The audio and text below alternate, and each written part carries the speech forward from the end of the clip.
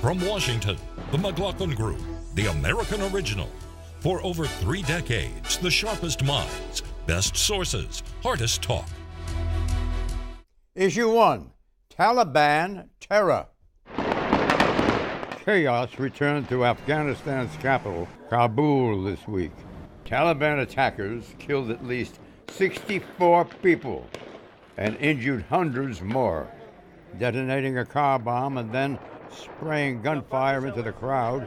The Taliban sought to maximize casualties, and the suffering is likely to continue.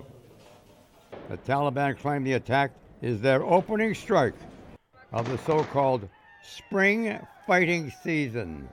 In previous years, the Taliban have escalated their attacks during Afghanistan's warmer months. But note this, Commander-in-Chief Obama has increased the U.S. military presence in Afghanistan. These new ground deployments, President Obama says, are necessary to help train and aid Afghan security forces.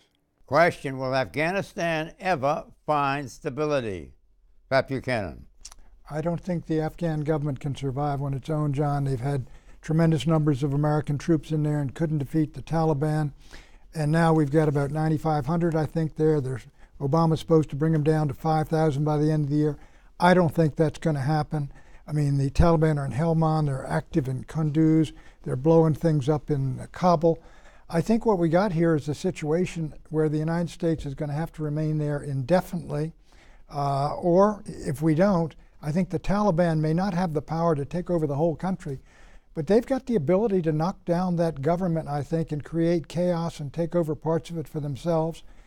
We've been there 15 years. The effort to build an independent and free Afghanistan, I think, is a failure. Well, there is a same Groundhog Day quality to this reporting. Every year there's a spring fighting season. I think the hope was that the new coalition government, which had undertaken talks with the Taliban, that there was going to be some sort of rapprochement, but I think the Taliban saw it just as another opening to begin fighting again. American troops, at least, are not on the front lines. It's not like we're getting casualty reports every week or day or month. But I agree. It's a pretty it's a pretty sad situation, and I think the best this president can do is to kind of keep a lid on it. And if the next president wants to either withdraw more or intensify, that's a decision for the future. Was Afghanistan ever stable in the 20th century? Tom Rogan. The history of Afghanistan going back, I mean, it was always part of the Great Game. There's always been a place of warfare. It's always been a deeply tribal culture, especially in the south and the east, because the Pashtuns. You're mumbling again. I'm mumbling? Mumbling. I'll speak more eloquently. So Pakistan, Afghanistan, in the south. I think you mumble as a decoy effort. A decoy? A decoy, yeah. When you're not quite sure of the answer, we suddenly get the mumble. Okay, well, so you out, Rogan. Some of the letters coming in. All right, well, let's do it then. Watch 19th, for the 19th Rogan century mumble. unstable because of the British influence in terms of imperial trade routes. 20th century, earlier part, more stable. Soviet invasion, 1979, whacking the government. I know this stuff a little bit, but the south and east of the country with the Pashtun tribal culture means that it's very hard to impose centralized government. I think what we will find, the problem with the president, as much as he made the right decision in keeping an extension of troops, it's not quite enough troops there. The military wants more to do the train assist, aviation intelligence. But what you'll essentially think happen is secure the arterial lines of communication, the roads from Kandahar to Kabul, and secure Kabul as best you can, but areas like Helmand province, unfortunately, it's going to be tribal politics. Because, for 4 decades it lasted, 33 to 73, the country was ruled by King Mohammed Zahir Shah. So it did have some rulership.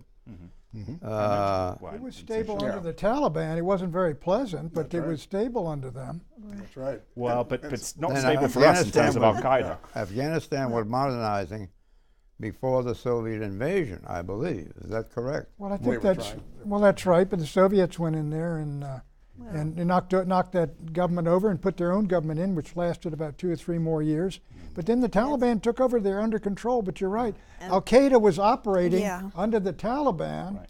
And frankly, I think we should have gone in and now told the It's government we're essentially taking a it. narco state. Yes, I mean, well, their main They crop weren't under the is. Taliban. The Taliban Well, the initially. Taliban now has gone Now into they're into it. into that business as well. I didn't think even call them a state because they've never really had a strong central government. Essentially, it is still a collection of tribes running various parts of various regions. That's who we've had to work through in order to have something resembling stability. Uzbeks, Tajiks, Hazaras, Pashtun. So if when it breaks down, that's probably what's going to happen to it. Exit question: Are Iraq and Afghanistan better off or worse off than when President Obama took office? Far worse I ask off. you. We'll go around the horn. Well, they're far worse off. Both of them are just in horrendous shape, and they've got scores of thousands, if not hundreds of thousands, dead, and millions of homeless. I don't think either of them are worse off than when he took office. And to suggest that Obama is to blame, let's go back to the original sin and the invasion of Iraq, which happened under the previous president. That was the biggest strategic bumbling mistake ever. So was the 2011 withdrawal, and the president is not, in my mind, telling the truth when he blames that purely on that. Could have been done. But look, Iraq is worse, Afghanistan is better. Now, do you mean the withdrawal from Afghanistan could have been done? Oh, Iraq, yeah. Well, I think, they're in bad shape. At least they don't have as many American troops there as they used to, and that has become our new strategy now, to try to keep things as stable as we can without having our people on the front lines. But the casualties the Afghan army's been taking have been horrendous, and it's not going to end before Obama leaves office. I suspect he is going to try very hard to bring it down to 5,000 because he didn't want the current surge in the first place. But if you're going to what's going to happen after that is a question. That gives you capability. That's the problem, right? If you just put these broad, it's like I think it's Vice President Biden. He likes to have those cap numbers, but capability to do what? I just saw a report, an award-winning newspaper report about the schools that were built that are not, they're empty. And others that are supposed to be built that weren't, and the money has disappeared. That has to be, I think, deprioritized now. Is that in Chicago? Huh?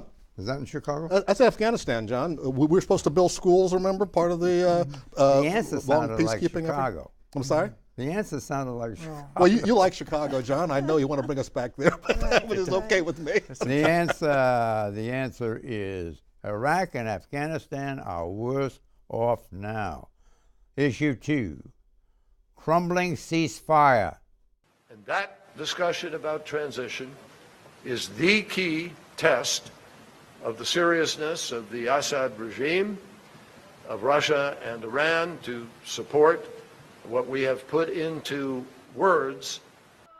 It's only 2 months old, but as officials met for peace talks in Geneva, Syria's ceasefire was crumbling. President Obama had hoped the February ceasefire would encourage Russia to push its ally, Bashar al-Assad, to relinquish power. But instead, it seems, Russia is preparing to crush rebel forces in the northern city of Aleppo and further degrade the power of U.S.-supported rebels fighting Mr. Assad's regime. In response, President Obama is considering escalating his support for those rebel groups. According to the Wall Street Journal, the U.S. may provide these rebels with anti-air missile systems to shoot down Syrian and possibly also Russian jets. In a sign, President Putin feels confident Russian military jets simulated an attack on a U.S. warship in the Baltic Sea. What do you think is happening here, Clarence? I think the Russians are waving their sabers at us. At the same time, they're trying to expand their control in Syria without getting too deeply involved in the combat over there. But this is Syria. They pulled it into their sphere of influence, and the ceasefire that was broken is probably not going to get reestablished very quickly, but it needs to be genuine before we can leave it. What the Russians are doing makes more sense than anybody else. They want to keep their ally Assad in power. They want to keep their base at Tartus, their base in Latakia. Both of those, they want to preserve the regime, and that's so they're fighting the rebels, both bad and good rebels, so to speak. It's the Americans who don't make sense. We're supporting the rebels, and then we'd like Assad overthrown. But the Al-Qaeda and the ISIS people, we'd like to fight them. our allies, the Saudis and the Turks, want to overthrow Assad. So the whole thing is really a mess. But again, just as we talked before, more than 250,000 dead and millions homeless. And something like 9 million people displaced. It is a horror show. Yeah, but the American position is that Assad, if he continues in power, the fighting doesn't stop. So if you want to bring the fighting to an end, you've got to figure out a way to transition Assad out. And I think the president was over in that region and talking to the European allies and basically said there are no good options.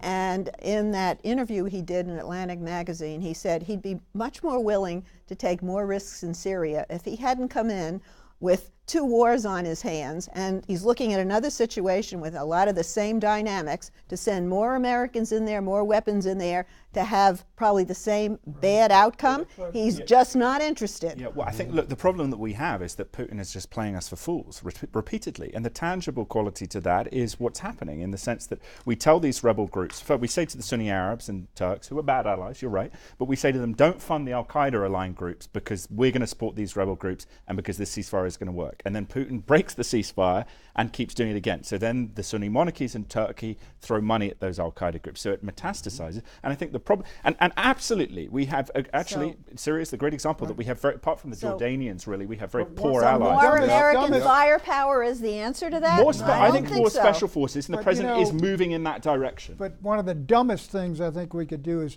start handing out surface-to-air missiles to rebels to shoot down Russian planes. I mean, is there anything there that's worth the confrontation between the United States and Russia, or even between our NATO ally Turkey and Russia? That's the kind of thing you want to avoid. I suspect the president is holding the line on that. He's been thought to be thinking about this for the last 6 years, maybe. Yeah, we don't Never want gets missiles to fall into the hands of Al-Qaeda or ISIS either. Sure. And you bring them in there, and that possibility is wide open. Let me remind you that Putin is growing desperate. Russia's economy is nearing a tipping point.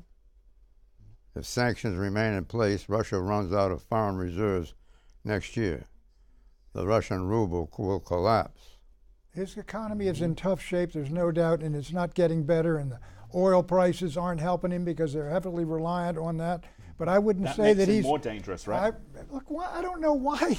Look, he's a tough, autocratic ruler of Russia. They've always had that. Every czar has been that, and we can't get along with these people. What is the matter with this country? I don't know that it's a question of getting along with him. It's a question of him being assertive outside his country in order to distract from his economic problems. That doesn't mean inability to get along with him. He's acting in what he thinks are his best interests. What are we doing giving war guarantees to the 3 little Baltic countries? Democracy, they're NATO member states. It's the principle of the... What is the principle? We're going to go to war to fight for Estonia? Are you kidding? Well, nuclear war. What are we doing standing up for Putin all the time? I'm not standing up for him. You got to deal with the guy. Is one of the people in the world. They are dealing with him. They're pushing back. It's like Xi Jinping. You got to deal with him. Yeah. Well, look, and this is the great balance about how do you do it, what do you do. I think the problem is, though, that ISIS is a direct symptom of the, Assad killing loads of Sunni young men, essentially. And unless you resolve that with Assad going,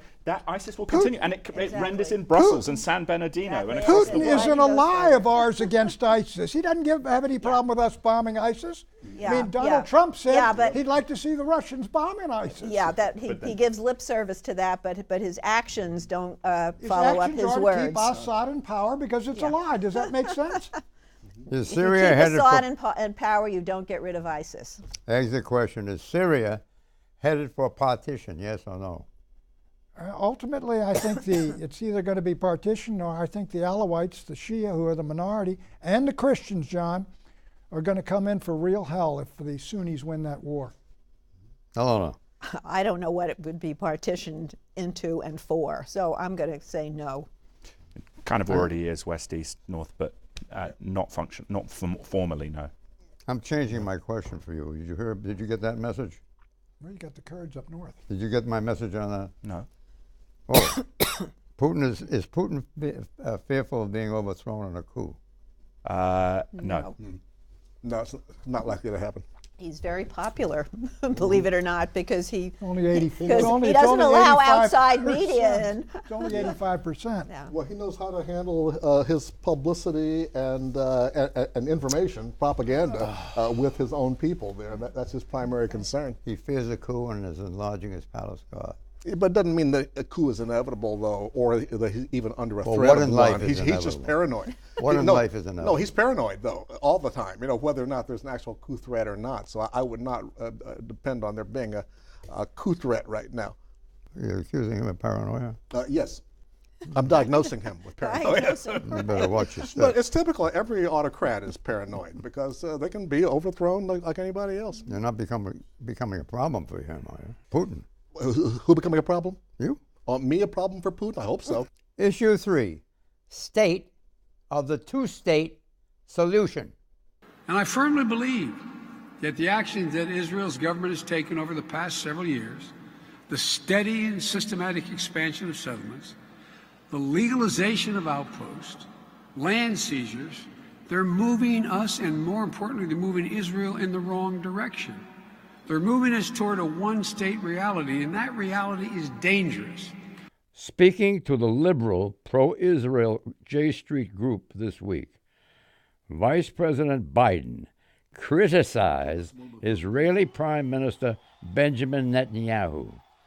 The Prime Minister, Mr. Biden said, is damaging peace efforts with the Palestinian people. And while the Vice President condemned Palestinian terrorism, his sharp words on Israeli settlement construction in the West Bank raised some eyebrows in Washington and Tel Aviv. That's because, as the McLaughlin Group noted on January 22nd, Israel relies heavily on U.S. diplomatic support. Still, note this, in his own speech to J Street, Secretary of State John Kerry promised the U.S. would not give up on a two-state solution. Are Joe Biden and John Kerry right or wrong? Let's try that on you, Clarence. Well, I think the two-state solution is it's not comatose, but it's in suspended animation right now because we haven't seen Netanyahu show much displeasure with the status quo for all of his talk about moving and making progress. President Obama has laid off on criticizing him, but now we see Joe Biden being very public and upfront about it in the last year of the Obama administration. And we can hope that there might be more of a dialogue on this, at least to set things up for the next administration. So he's damaged. He's demanded prospects for the two-state solution. Well, yeah, the prospects are damaged anyway, though, as far as I can see. Yeah, I mean, there's some speculation that the administration might put forward some plan by the end of the year that'd be sort of a token effort. But I think what you're seeing is a generational split in the Jewish community, and younger people are more willing to criticize Netanyahu, and you saw Bernie Sanders, the Democratic candidate, kind of playing into that in the New York primary of all places. And politically, a couple of years ago, that would have been unthinkable. So there is kind of a willingness to kind of put some pressure on Netanyahu from American Jews. But I think it's irrelevant because, look, Bibi Netanyahu didn't want to get out of Gaza. He's been building settlements almost every year, new settlements in the West Bank. There's 650,000 Israelis in East Jerusalem and on the West Bank. He has said this past week that we're never going to give up the Golan Heights. They belong to us now. And I think Kerry tried this for 18 months, made a heroic effort, got nowhere. I think it's a waste of our time, really, to try to push Bibi Netanyahu in this direction. But there's no doubt what Eleanor says is true. If you talk about Americans, and especially younger Americans and kids in college and things, that Israel is no longer the beau ideal of nations it once was. Well, both Kerry and Biden are right. Yeah, and they're both going to be gone in 6 months. They're both going to be gone in 6 months. Yeah, Israel is paying lip service to the two-state solution. Yeah. Israel has concluded that the Middle East is too roiled to risk Palestinian statehood. Yeah, can I There it True. is with the bark off. Yeah. True. Can I? So I think the issue here, yes, the settlement construction is profoundly negative. I mean, every administration since Truman and the creation of Israel has said that, Republican and Democrat. But the problem as well is that the Israelis, in terms of their diplomacy, and this is why I think you see some concern in the foreign ministry, know that people who really do hate the Israelis around the world, and there are quite a lot of them actually in Europe, use that because they see Hamas through the visage of the Hamas kafir, right, the revolutionary, that there's some kind of Che Guevara type appeal to it, when the reality is they are blood-drenched murderers. So the Israelis actually hurt themselves by not drawing attention to the positive moral contrast that I think most of the case. And it's hard to disagree with. Bibi is saying, look, we got these enemies all around us: Hamas, Hezbollah. Good heavens, we don't know who's going to wind up in Damascus. We're not giving up a thing. We're going to keep what we got. And I think us talking about it is but is in talk. their own self-interest, if they want to be a Jewish democratic state, they've got to come to terms with the population in that area. How are they going to divide that up now? I think those who say they've reached the point of a one-state solution are about right. We'll give you better than that. Multiple choice exit question. There's the two-state solution. A, in suspended animation. B, comatose. C, moribund. Or D, dead. I think de facto it's dead. I go with A, suspended animation. Things change. Netanyahu is not forever. A, current suspended animation. You've come back to where I began. Yes, indeed, suspended animation. 2 for suspended animation. 3. 3. 3. 1 for DOA. How about you? I'm reflecting. I think it's too close to call. Too close to call. Issue 4, a question of lawful presence. It's not normal life. It's really hard to understand. Maybe sometimes the immigration take me and separate me from my daughter. Protesters gathered at the U.S. Supreme Court this week in support of President Obama's executive action on immigration amnesty. 26 states are challenging the amnesty that would affect 4 million illegal immigrants. 2 issues are before the court.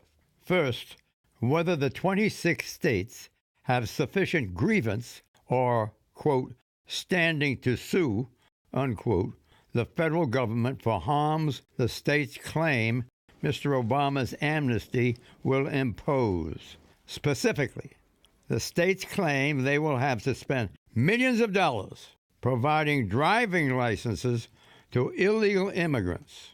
Second, whether the amnesty is unlawful. The states claim amnesty usurps congressional authority on immigration law.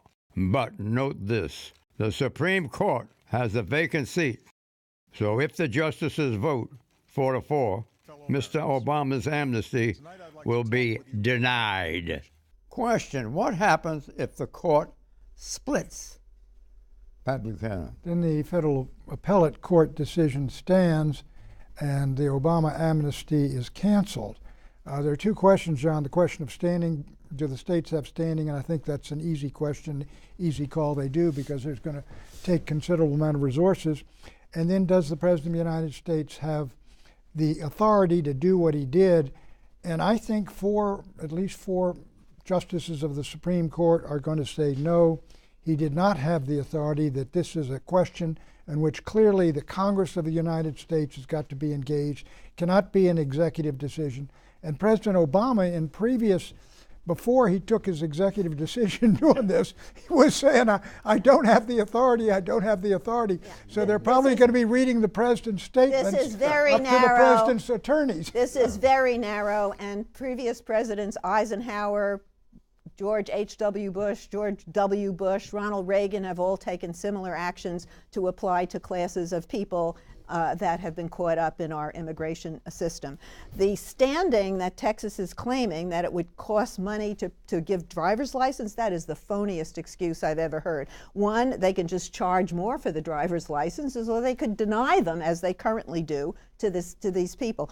This is not amnesty. This is a 3-year moratorium so that the parents of children who are U.S. citizens can work lawfully instead of having to hide in the shadows and work off the books and be taken advantage of by businesses. The question is whether the president has the authority, not whether it's a good idea. He has the authority based on several previous presidents. Yes. Right. And look, I have to say, unsurprisingly perhaps, I'm with Pat on this. I think to take that action in a country of laws, and look, the president, as the law professor, his precedence there was that this would be unlawful. But as a politician, he's changed. I would agree with you. And executive power, very quickly, executive power, the expansion of that in terms of this act, it's against the grain of law, and it's against the tradition of American law. Well, I would agree with you if he was trying to make a decision that would last longer than his administration. But by confining it to his administration, this is part of the managerial executive functions of the executive branch. Clarence, is it confined to his administration?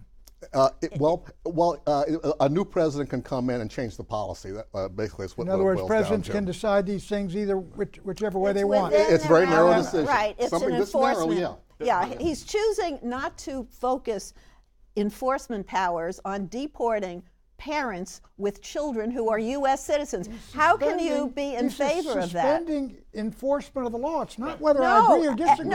It's whether he has the power to suspend enforcement of the law. I wish immigration law was that simple, but it's not. That's where people are confused. Because there are a lot of people who are in the country who are not documented, but they're not breaking the law. There is some kind of a gray area status. Why don't we get rid of Congress then? If we're Oh, saying executive come on action. now. No, but I just explained it to you. Let's try it again. Look, precedents if of he this- was trying to go beyond his office or the term of office, I would agree with you, but he's not. But Congress has taken ownership of that in the co-equal branches of government that we have. Lawyers scrubbed this to make sure that this was something that he could do within his realm of authority. And if they do come down with a decision, it'll be split 4 and 4. There will be a fifth the lower courts justice. say you haven't got the power? This is a political decision wrapped up in legal court has said he trappings. doesn't have the power. The law is just gray enough One that it's a lower dispute court right now. said he doesn't have the power. Predictions, Pat. Trump will win all 5 primaries on Tuesday. Hillary Clinton will win all 5 primaries on Tuesday. They will both win all 5. They will each win 4 out of the 5. I'll change the venue. Brazil's Senate will vote to impeach President Dilma Rousseff. Bye-bye.